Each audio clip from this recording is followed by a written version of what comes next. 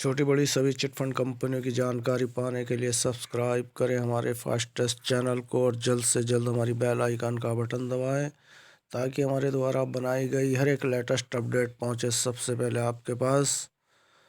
दोस्तों, जैसे कि आप जानते हैं कि PSEL यानी कि पल्स इंडिया लिमिटेड एक बहुराष्ट्रीय कंपनी जो 2014 में बंद कर दी गई भारतीय प्रतिभूति नियामक बोर्ड द्वारा, और जबकि PSEL की स्थापना, इसका रजिस्ट्रेशन 1982 में भारतवर्ष ने दिया था और उसके बाद से ये कंपनी रेगुलर तरक्की की ओर चल रही थी। लेकिन 2009 में सेबी विभाग का आगमन हुआ, यानी कि सेबी विभाग अस्तित्व में आया। इसको RBI ने बनाया कंपनियों पर नकेल कसने के लिए या कंपनियों की देखभाल करने के लिए कि कोई कंपनी गलत कार्य तो नहीं कर रही।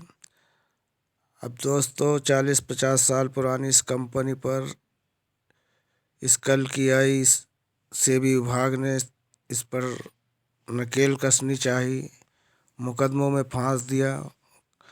कई साल तक मुकदमे चले इस कंपनी पे, लेकिन कंपनी का काम बंद नहीं हुआ, कंपनी का काम रेगुलर चलता रहा। लेकिन अचानक कंपनी हार गई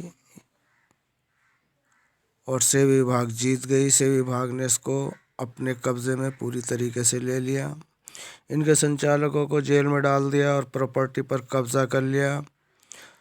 अब सुप्रीम कोर्ट ने 6 महीने के अंदर अंदर निवेशकों को पैसा देने का ऑर्डर दे दिया सेबी विभाग को। तो दोस्तों, आप अच्छी तरीके से जानते होंगे कि 2016 में ये उच्च न्यायालय द्वारा एक ऑर्डर दिया गया था सेबी विभाग को कि पल्स निवेशकों का पैसा 6 महीने की अवधि के अंदर अंदर दे दिया जाए, और ये कहकर सुप्रीम कोर्ट सो गया और उनने आज तक इस सेबी विभाग से ये नहीं पूछा कि कितने निवेशकों को पैसा दे दिया, कितना बच गया, क्या है हिसाब किताब, कुछ नहीं। अब सेबी विभाग ने 6 महीने के अंदर ही अंदर सुप्रीम कोर्ट से कहा कि हम पैसा देने में असमर्थ हैं क्योंकि इनके प्रॉपर्टी वगैरह हम नहीं बेच पा रहे हैं। अब इस परेशानी को देखकर सुप्रीम कोर्ट ने RM लोढ़ा की अध्यक्षता में एक टीम बनाई गई, रिटायर्ड जजों की टीम बनी कि इनकी जितनी प्रॉपर्टी है उनको संकलन करके जल्द से जल्द उनको बेचकर निवेशकों को पैसा दिया जाए। अब दोस्तों, हमने भी ये सोचा था कि जल्द से जल्द हमारा काम हो जाएगा। कंपनी चाहे जैसी थी, सरकार ने बंद कर दी, पैसा देने का प्रोसीजर चालू कर दिया। लेकिन दोस्तों, एक कहावत है कि सिर मुंडाते ही ओले पड़ जाना। अब जनाब, हमें सरकारी प्रक्रिया से पैसा मिलना इतना भारी पड़ गया कि आज प्रत्येक निवेशक अपने पैसे को लेकर परेशान है और अब वह अपने पैसे खोने की उम्मीद कर चुका है। उसे ये पता चल चुका है कि हमें पैसा नहीं मिलेगा। और अब दोस्तों, ये हालात इतने ज़्यादा बिगड़ चुके हैं क्योंकि मुद्दा लंबा हो चुका है, 8-10 साल हो चुके हैं लोगों को इन सेबी विभाग से जूझते हुए, सरकार से जूझते हुए।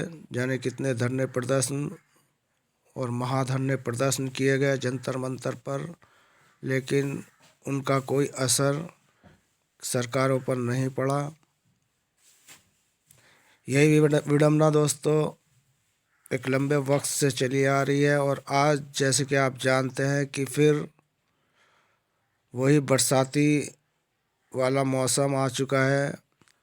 हमारे यहाँ कहावत है कि पास आते अमावस पावस के कोकिला हो गई मौन, और अब तो दादुर बोल उठे हमका पूछत कौन। तो भाई, वही वाली कहावत इस वक्त चल गई है। विधानसभा के इलेक्शन नज़दीक है